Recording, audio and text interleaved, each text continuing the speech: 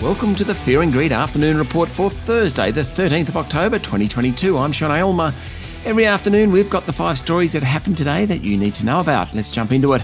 Story number 1, the S&P ASX 200 closed down slightly today, just 5 points, to 6,643 points, with financials doing well while almost all the other sectors went backwards. Real estate investment trusts, that's the property companies, were among the worst performers. Now, the Bank of Queensland result yesterday showed stronger profit margins during the September quarter, and that flowed through to the rest of the sector.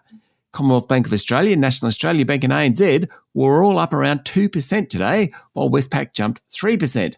Away from the financials, mostly it was red numbers. BHP, CSL, Woodside Energy and Transurban all fell by around 1%. Goodman Group fell 1.4%, while WiseTech Global and REA both dropped 2.3%. Qantas was the best performer after saying it expected to make a profit of up to $1.3 billion this half year. Its share price jumped 9%. Shares in NIB Holdings fell 12% after it completed its fully underwritten $135 million institutional placement.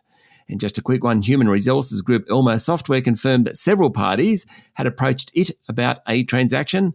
Its share price jumped more than 20%. Story number 2. In economic news, payroll jobs rose just 0.3% in the month to 17 September, continuing the slow pace of growth. Payroll jobs jumped in 7 of the 19 industry categories, with the biggest being in education and training, retail, trade and professional, scientific and technical service industries. The increases are largely seasonal, according to the Australian Bureau of Statistics. Bjorn Jarvis from the Bureau said payroll jobs have continued to grow slowly across 2022, with average monthly growth over the past 6 months of 0.3%. This reflects the sustained tightness in labour market conditions across the country. Story number 3, COVID isolation ends tomorrow across much of the country, and health experts have called for personal vigilance to avoid further large outbreaks and the possible effects of long COVID. Long COVID is real, and the main symptoms involve fatigue, aches and pain, sleep disturbance and brain fog. The good news is that people will recover, but it will take time. Experts believe Australia will more likely than not experience another wave of COVID-19 infections in coming months.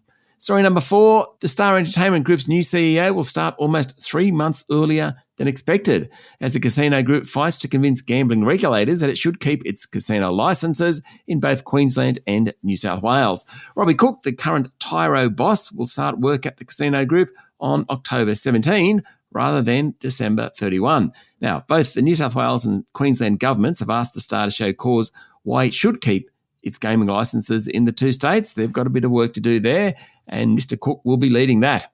And story number 5, US stocks finished lower this morning with consumer price data due for release tonight, firmly in the frame. The S&P 500 fell into the red in the last few minutes of trading, making it 6 days of losses in a row. The S&P 500 closed at its lowest level since November 2020. Initially, the market rallied after minutes from the most recent Federal Reserve meeting suggested some officials are considering slowing the pace of rate hikes. The Consumer Price Index data tonight is the last big piece of evidence before the Fed meets next month. That's it for the afternoon report for Thursday, the 13th of October 2022. Don't forget to hit follow on the podcast and find Fear and Greed on LinkedIn, Twitter and Facebook. Joe Michael Thompson and I tomorrow morning for the Fast 5 by Fear and Greed. The top 5 business stories you need to know in just 5 minutes. I'm Sean Aylmer. Enjoy your evening.